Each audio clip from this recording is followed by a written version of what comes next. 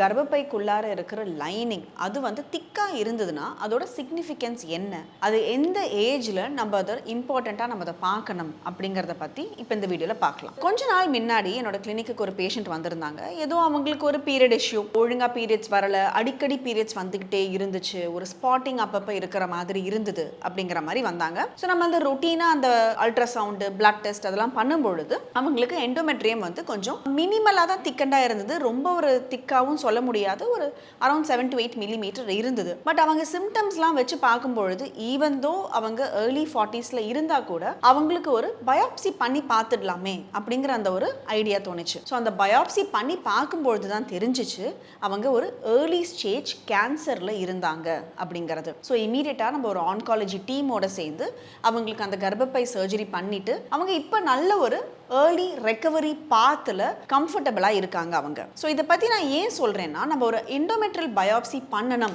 அப்படின்னு ஒரு பேஷண்ட் கிட்ட அந்த எண்டோமெட்ரியம் திக்காக இருக்கிற நேரத்தில் சொன்னாலே எல்லா பேஷண்ட்ஸுமே ரொம்பவே பயப்படுறாங்க. அதோட ரிசல்ட் என்ன வரும்னு தெரியலையே டாக்டர் அப்படின்னு பாதி பேர், மீதி பாதி பேர் தேவையில்லாமல் இந்த டாக்டர் ஏதாவது டெஸ்ட் சொல்லிடுறாங்க, நம்ம ஏதோ ஒரு பீரியட் ப்ராப்ளம்னு போனோம், நம்மளுக்குலாம் அதெல்லாம் எதுவும் இருக்காது, இதெல்லாம் தேவையில்லாத ஒரு டெஸ்ட் அப்படின்னு மீதி பாதி பேர் அந்த ஒரு அவேர்னஸ் கம்மியாகவே இருக்காங்க.